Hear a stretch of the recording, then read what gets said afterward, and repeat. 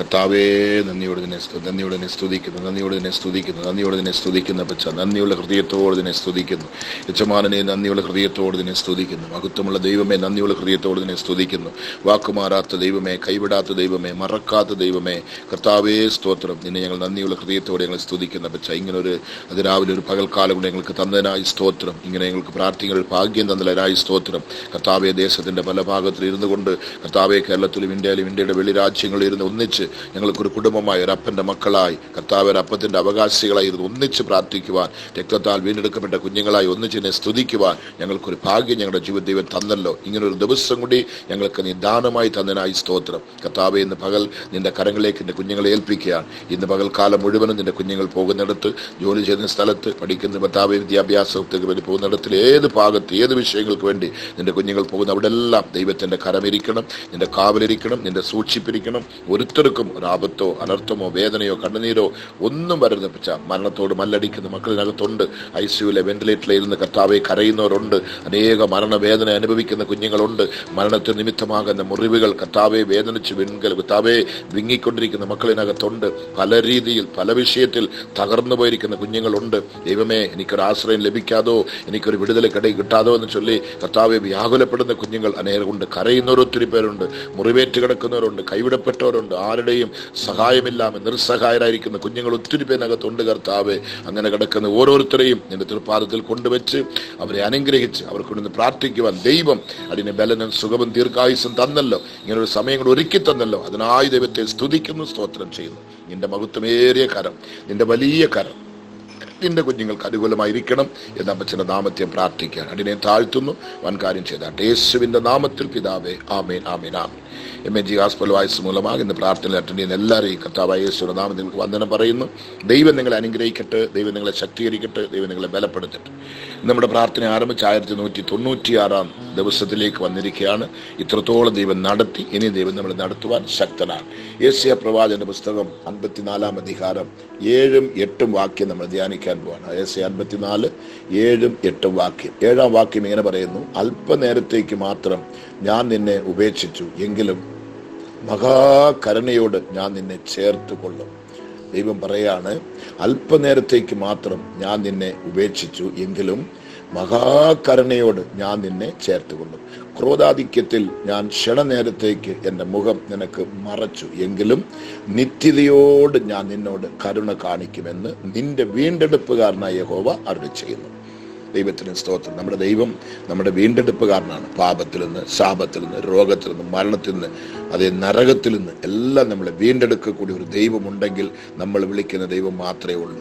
നമ്മൾ ആരാധിക്കുന്ന ദൈവം മാത്രമേ ഉള്ളൂ. അവൻ എൻ്റെ വീണ്ടെടുപ്പുകാരനാണ്, എൻ്റെ രക്ഷകനാണ്, എൻ്റെ ദൈവമാണ്. അവൻ എന്നെ ഒരു നാളും കൈവിടുകയില്ല, എന്നെ ഉപേക്ഷിക്കുകയില്ല, എന്നെ തള്ളിക്കളയുകയില്ല എന്നുള്ള ബോധ്യത നമ്മുടെ ഹൃദയത്തിൽ എപ്പോഴും കാണണം. കർത്താവ് പറയാണ്, അല്പനേരത്തേക്ക് മാത്രം ഞാൻ നിന്നെ ഉപേക്ഷിച്ചു.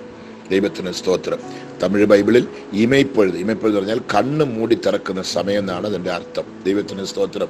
ഒരു കണ്ണൊരു മനുഷ്യനെ മൂടുന്ന തുറക്കുന്നത് നമുക്ക് ആർക്കും അറിയത്തില്ല. ആർക്കും ഒരു കണ്ണ് മൂടുന്ന അറിയത്തില്ല, തുറക്കുന്നത്. അതുപോലെ ആ ഒരു സമയമാണ്. അല്പനേരത്തേക്ക് മാത്രം ഞാൻ നിന്നെ ഉപേക്ഷിച്ചു, എങ്കിലും മഹാകരുണയോട് ഞാൻ നിന്നെ ചേർത്തുകൊള്ളും. എത്ര പേരെന്നത് വിശ്വസിക്കാൻ എനിക്ക് അറിയത്തില്ല. നിങ്ങൾ ചിന്തിക്കുന്നുണ്ടായിരിക്കും, ഞാൻ എത്രയോ വർഷങ്ങളായി പ്രാർത്ഥിക്കുന്നു, കണ്ണീര് വിടുന്നു, ഉപവസിക്കുന്നു, എന്തുമാത്രം പേര് എനിക്ക് വേണ്ടി പ്രാർത്ഥിക്കുന്നുണ്ട്, കണ്ണീര് വിടുന്നുണ്ട്, പക്ഷെ എനിക്കൊരു വിടുതലും ലഭിക്കുന്നില്ലല്ലോ. ദൈവം ഉണ്ടോ? ദൈവം എന്നെ കൈവിട്ടോ? എന്നെ മറന്നോ? ദൈവം എന്നെ ഉപേക്ഷിച്ചോ? ഇങ്ങനെല്ലാം ആവലാതി പറയുന്ന ഒത്തിരി പേരെ ഞാൻ കാണുന്നുണ്ട്. അനേകർ എന്നോടും വിളിച്ച് പറയുന്നുണ്ട്. ഞാനൊന്ന് പറയട്ടെ, അതെല്ലാം ദൈവത്തിനൊരു അല്പസമയമാണ്. ഒന്ന് കണ്ണു മൂടി തുറക്കുന്ന സമയമാണ്. ദൈവം കാലാകാലം നമ്മൾ ഉപേക്ഷിക്കുന്ന ദൈവമല്ല, കൈവിടുന്ന ദൈവമല്ല. എന്തെന്ന് ചോദിക്കുമ്പോൾ അവന് വേണ്ടി നമ്മൾ ഇന്ന് എഴുന്നേൽക്കണം. അവന്റെ ഇഷ്ടം നമ്മൾ ചെയ്യണം. അല്പനേരത്തേക്ക് മാത്രം ഞാൻ നിന്നെ ഉപേക്ഷിച്ചെങ്കിലും മഹാകരുണയോട് ഞാൻ നിന്നെ ചേർത്തുകൊള്ളും. എന്തിനാണ് ദൈവം നമ്മളെ വിട്ടത്? ക്രോധാധിക്യത്തില്. കർത്താവിന് സ്തോത്രം. ക്രോധാധിക്യത്തിൽ ഞാൻ ക്ഷണനേരത്തേക്ക് എൻ്റെ മുഖം നിനക്ക് മറച്ചു, എങ്കിലും നിത്യതയോട് ഞാൻ നിന്നോട് കരുണ കാണിക്കും എന്ന് നിന്റെ വീണ്ടെടുപ്പുകാരൻ യഹോവ അരുളിച്ചെയ്യുന്നു. ദൈവത്തിന് ഇഷ്ടമില്ലാത്ത പ്രവൃത്തികൾ, ദൈവം ആഗ്രഹിക്കാത്തത്, ദൈവം പറയാത്തത്, ദൈവം വേണ്ടാന്ന് വെറുത്തത് ഏതെങ്കിലും കാര്യം നമ്മുടെ ജീവിതത്തിൽ ഉണ്ടെങ്കിൽ അല്പസമയം കർത്താവിന്റെ മുഖം അങ്ങോട്ട് മാറ്റും. നമ്മളെ കാണാൻ ആഗ്രഹിക്കത്തില്ല. നമുക്ക് ആ മുഖം കാണിക്കാൻ ദൈവം ആഗ്രഹിക്കുന്നില്ല. ദൈവത്തിന് അത് ഇഷ്ടമല്ല. അപ്പം അങ്ങനെങ്കിൽ ഈ പ്രാർത്ഥനാ സമയത്ത് ഈ വചനം നമ്മൾ ധ്യാനിക്കുമ്പോൾ ദൈവത്തിന് ഇഷ്ടമില്ലാത്ത പ്രവൃത്തികൾ വല്ലതും നമ്മുടെ ജീവിതത്തിൽ ഉണ്ടോ? ദൈവത്തെ ദുഃഖിപ്പിക്കുന്ന, വേദനിപ്പിക്കുന്ന, അതേ നൊൻപലപ്പെടുത്തുന്ന ഏതെങ്കിലും കാര്യം, മറുപടിയും കർത്താവിനെ മുറിവേൽപ്പിക്കുന്ന, മറുപടിയും കർത്താവിനെ ക്രൂശീകരിക്കുന്ന ഏതെങ്കിലും കാര്യങ്ങൾ നമ്മുടെ ജീവിതത്തിൽ ഉണ്ടെങ്കിൽ അത് നമ്മൾ തന്നെ വലിച്ചെറിയണം. അത് വേണ്ടാന്ന് പറഞ്ഞ് നമ്മളത് കളയണം. തള്ളിക്കളഞ്ഞ് കർത്താവിൻ്റെ മാർബിലേക്ക് വന്ന് വീഴണം. അവൻ്റെ കരുത്തിലേക്ക് ഒന്ന് അഭയം ചേർന്ന് വന്ന് വീണ് കിടന്നുകൊണ്ട് കർത്താവേ എന്ന് വിളിക്കുമ്പോൾ ദൈവം നിന്നെ നിശ്ചയമായി കൈവിടത്തില്ല, ഉപേക്ഷിക്കത്തില്ല. കർത്താവാണ് പറഞ്ഞത്, ക്രോധാധിക്യത്തിൽ ഞാൻ ക്ഷണനേരത്തേക്ക് എൻ്റെ മുഖം നിനക്ക് മറച്ചു, എങ്കിലും നിത്യതയോട്, അതായത് ജീവനുള്ള കാലമെല്ലാം നിത്യതയോട് ഞാൻ നിന്നോട് കരുണ കാണിക്കുമെന്ന് നിന്റെ വീണ്ടെടുപ്പുകാരനെ യഹോവ അരുളി ചെയ്യുന്നു. ഒരു കാലത്ത് തന്നെ ഉപേക്ഷിക്കുകയില്ല, ഒരു കാലത്ത് തന്നെ കൈവിടുകയില്ല, ഒരു കാലത്ത് തന്നെ മറക്കുകയില്ല, ഒരു കാലത്ത് തന്നെ തള്ളിക്കളയുകയില്ല. ആ ദൈവം തള്ളിക്കളയാത്തവനാണ്, ഉപേക്ഷിക്കാത്തവനാണ്, മറക്കാത്തവനാണ്. എപ്പോഴും ഏത് സമയത്തും നമുക്ക് സഹായിക്കുവാൻ ഒരു നല്ല സഹായകനാണ്. അതുകൊണ്ട് ആ ദൈവത്തിങ്കിലേക്ക് നമ്മളെ പരമേൽപ്പിക്കാം. നമ്മുടെ ഭവനത്തെ, നമ്മുടെ കുഞ്ഞുങ്ങളെ, നമ്മുടെ ആവശ്യങ്ങളെ, നമ്മുടെ ശുശ്രൂഷകൾ, നമുക്കുള്ളതെല്ലാം കർത്താവിങ്കിലേക്ക് പരമേൽപ്പിക്കാം. ഇത്രത്തോളം നടത്തിയ ദൈവം ഇനി നമ്മളെ നടത്തുവാൻ ശക്തനാണ്. ഇതുവരെയ്ക്ക് നമ്മളെ ജീവനോടെ വെച്ചല്ലോ, അത് വലിയ അത്ഭുതം. എന്തുമാത്രം പേരാ നമ്മുടെ കണ്ണിന്റെ മുന്നിൽ നശിച്ചു പോകുന്നത്, തകർന്നുകൊണ്ടിരിക്കുന്നത്. എവിടെ നോക്കിയാലും ഒരു സൈഡിലൂടെ വെള്ളം, ഒരു സൈഡിലൂടെ ഉരുൾ പൊട്ടുന്നത്. ദൈവത്തിന് സ്തോത്രം. എന്തോരം ജനങ്ങളാണ്, എന്തോരം ഭവനങ്ങളാണ് തകർന്ന് നശിച്ച് തരിപ്പണമായി കൊണ്ടിരിക്കുന്നത്. കർത്താവിന് സ്തോത്രം. അടുത്ത മിനിറ്റ് എന്ത് സംഭവിക്കുന്ന അറിയാതെ എല്ലാവരും നെഞ്ചത്ത് കൈവച്ചോണ്ട് നെടുവീർപ്പിട്ടുകൊണ്ടിരിക്കുന്ന സമയമാണ് ഈ സമയം. എവിടെ നോക്കിയാലും ഭൂമി കുലുക്കം, സുനാമി, അതേ കർത്താവിന് ഉരുൾപൊട്ടുന്നത്, ഭയങ്കര വെള്ളം, ഭയങ്കര മഴ, അതോടുകൂടെ രോഗങ്ങൾ, പട്ടിണികൾ, പ്രയാസങ്ങൾ, കഷ്ടപ്പെട്ട് സമ്പാദിച്ച വീടും പറമ്പും സ്വത്തും എല്ലാം ഒരു കണ്ണുമൂടി തുറക്കണമില്ല, എല്ലാം സമഭൂമിയാകുന്നു, മരുഭൂമിയാകുന്നു. ഒന്നുമില്ല, അഡ്രസ് പോലുമില്ല, ഇരുന്ന അടയാളം പോലും ഇല്ലാതാണ് അങ്ങോട്ട് നശിക്കുന്നത്, തകരുന്നത്. എങ്കിലും കർത്താവ് ഒരു ചിലരെ ജീവനോടെ രക്ഷിക്കുന്നു, ഒരു ചിലരെ കർത്താവ് വിടുവിക്കുന്നു.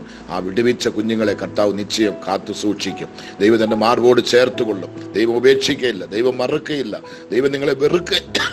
ഇനിയെങ്കിലും കർത്താവിന്റെ ഇഷ്ടത്തിന് വേണ്ടി, അവന്റെ ഇഷ്ടം പ്രവർത്തിക്കുവാൻ, അവന്റെ ഹൃദയത്തിന്റെ ആഗ്രഹങ്ങളെ സാധിപ്പിക്കുവാൻ, ദൈവത്തെ സത്യത്തിലും ആത്മാവിലും ആരാധിക്കുവാൻ, ആമീൻ, ജീവനുള്ള ദൈവത്തെ, ആമീൻ, ഈ ലോകത്തിന്റെ സൃഷ്ടികളല്ല, കല്ലും മരവുമല്ല, മറ്റുള്ള മനുഷ്യന്റെ കൈവേലയാൽ ചെയ്യപ്പെടുന്ന ഒരു പ്രതിമകളല്ല, ജീവനുള്ള ദൈവത്തെ ആരാധിക്കണം. സത്യത്തിലും ആത്മാവിലും ആരാധിക്കണം. പേരിനോ കടമയ്ക്കോ അല്ല, ഒരാവശ്യങ്ങൾക്ക് വേണ്ടി മാത്രമല്ല, ഒരു വിടുതലിന് വേണ്ടി മാത്രമല്ല, ഒരു സൗഖ്യത്തിന് വേണ്ടിയല്ല, ഒരു ആദായത്തിനും ലാഭത്തിനു വേണ്ടിയല്ല. കർത്താവേ, എൻ്റെ ജീവനുള്ള കാലമെല്ലാം ഞാൻ നിന്നെ തന്നെ ആശ്രയിക്കും, ഞാൻ നിന്നോട് തന്നെ കൂടെ ഇരിക്കും, ഞാൻ നിന്നെ വിട്ടു പോകുകയില്ല, നിന്നെ ഞാൻ ദുഃഖപ്പെടുത്തുകയില്ല, നിനക്ക് ഞാൻ വേദന ഉണ്ടാക്കുകയില്ല എന്നുള്ള താല്പര്യത്തോട്, തീരുമാനത്തോട്, പ്രതിഷ്ഠയോട് ആരെല്ലാം ദൈവത്തിൽ നിൽക്കുന്നോ അവരെ ഒരു കാലത്തും എൻ്റെ ദൈവം കൈവിടുകയില്ല, ഉപേക്ഷിക്കുകയില്ല, മറക്കുകയില്ല. എല്ലാ സ്ഥാനത്തും കർത്താവ് കൂടെ ഉണ്ടായിരിക്കും. കർത്താവ് നിങ്ങളോട് കൂടെ ഉണ്ടായിരിക്കും. അത്ഭുതകരമായി ദൈവം നടത്തും, അതിശയകരമായി ദൈവം നടത്തും.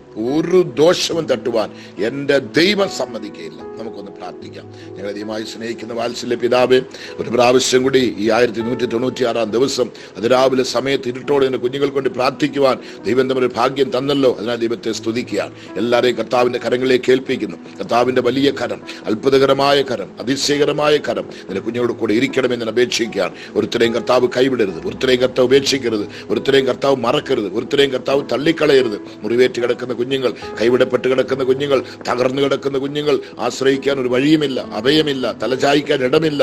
കർത്താവേ സ്തോത്രം. മാറ്റി ഉടുക്കാൻ വസ്ത്രമില്ല, കഴിക്കാൻ ആഹാരമില്ല, കുടിക്കാൻ വെള്ളമില്ല. കർത്താവേ സ്തോത്രം. ഇങ്ങനെ എന്തുമാത്രം ആ ഒരു രീതിയിൽ കിടക്കുന്നു. ഒരു സ്ഥലത്ത് നോക്കുമ്പോൾ വീടുണ്ട്, സ്വത്തുണ്ട്, കഴിക്കാൻ ആഹാരമുണ്ട്, കർത്താവേ സ്തോത്രം, കിടക്കാൻ ഭവനമുണ്ട്, എല്ലാ ചുറ്റുപാടുമുണ്ട്. എങ്കിലും വന്നിരിക്കുന്ന രോഗത്തിന് നിമിത്തമായി വെള്ളം കുടിക്കാൻ പറ്റുന്നില്ല, ആഹാരം കഴിക്കാൻ പറ്റുന്നില്ല, വെന്റിലേറ്ററിൽ കിടക്കുകയാണ്, ICUവിൽ കിടക്കുകയാണ്. കർത്താവേ സ്തോത്രം. വെള്ളമിറങ്ങാതെ കിടക്കുന്നു, ആഹാരമില്ലാതെ കിടക്കുന്നു. കർത്താവേ, അങ്ങനെ മരണത്തോട് മല്ലടിക്കുന്ന ഒത്തിരി പേര് ഇതിനകത്തുണ്ട്. കർത്താവേ ദൈവമേ സ്തോത്രം. പല രീതിയിൽ, പല വിധത്തിൽ കൈവിടപ്പെട്ട കുഞ്ഞുങ്ങളുണ്ട്. കർത്താവേ സ്തോത്രം. ദൈവമേ, പല രീതിയിൽ മുറിവേറ്റ കുഞ്ഞുങ്ങളിനകത്തുണ്ട്, ഉപേക്ഷിക്കപ്പെട്ടവരുണ്ട്, തകർക്കപ്പെട്ടവരുണ്ട്, വെറുക്കപ്പെട്ടവരുണ്ട്, മുറിവേറ്റ ഒത്തിരി പേര് ഇതിനകത്തുണ്ട്. കർത്താവേ, അവർക്കെല്ലാം ആശ്വാസമായി എൻ്റെ ദൈവത്തിന്റെ കരം ഇറങ്ങി വന്ന് പറഞ്ഞല്ലോ, അല്പനേരത്തേക്ക് മാത്രം മാത്രം ഞാൻ നിന്നെ ഉപേക്ഷിച്ചെങ്കിലും മഹാകരുണയോട് ഞാൻ നിന്നെ ചേർത്തുകൊള്ളും. ക്രോധാധിക്യത്തിൽ ഞാൻ കരുണയോട് ക്രോധാധിക്യത്തിൽ ഞാൻ ക്ഷണനേരത്തേക്ക് എന്റെ മുഖം നിനക്ക് മറച്ചു, എങ്കിലും നിത്യതയോട് ഞാൻ നിന്നോട് കരുണ കാണിക്കുമെന്ന് നിന്റെ വീണ്ടെടുപ്പുകാരനാകിയ യഹോവ അരുളി ചെയ്യുന്നു. നമുക്കൊരു വീണ്ടെടുപ്പുകാരനുണ്ട്. പാപത്തിൽ നിന്നും ശാപത്തിൽ നിന്നും രോഗത്തിൽ നിന്നും നമ്മളെ വീണ്ടെടുക്കുന്ന ദൈവം, മരണത്തിൽ നമ്മളെ വീണ്ടെടുക്കുന്ന, നിത്യതയിലേക്ക് നമ്മളെ നടത്തുന്നൊരു ദൈവം, ആ കോപാഗ്നിയിൽ ഇവിടെ നരകത്തിൽ നിന്നും വീണ്ടെടുക്കുന്ന ഒരു കർത്താവ്, തീക്കകത്ത് വലിച്ചെടുക്കുന്ന ഒരു ദൈവം നമ്മുടെ കൂടെ ഉണ്ട്.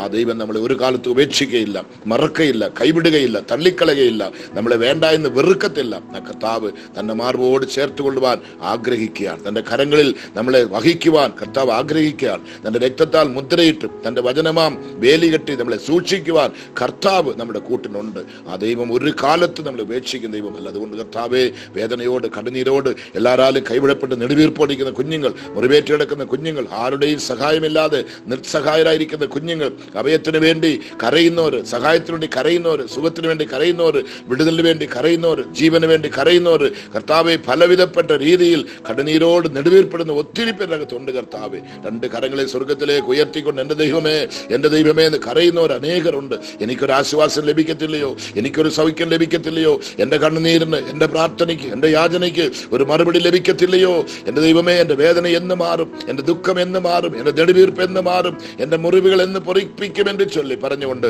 കണ്ണീരോട് നെടുവീർപ്പെടുന്ന ഓരോ കുഞ്ഞുങ്ങളെയും വ്യക്തിപരമായി എന്റെ കർത്താവിന്റെ കരം കൊണ്ടൊന്ന് താങ്ങണമേ, അവരൊന്ന് കാക്കണമേ, സൂക്ഷിക്കണമേ, അവരൊന്ന് വഴി നടത്തണമേ.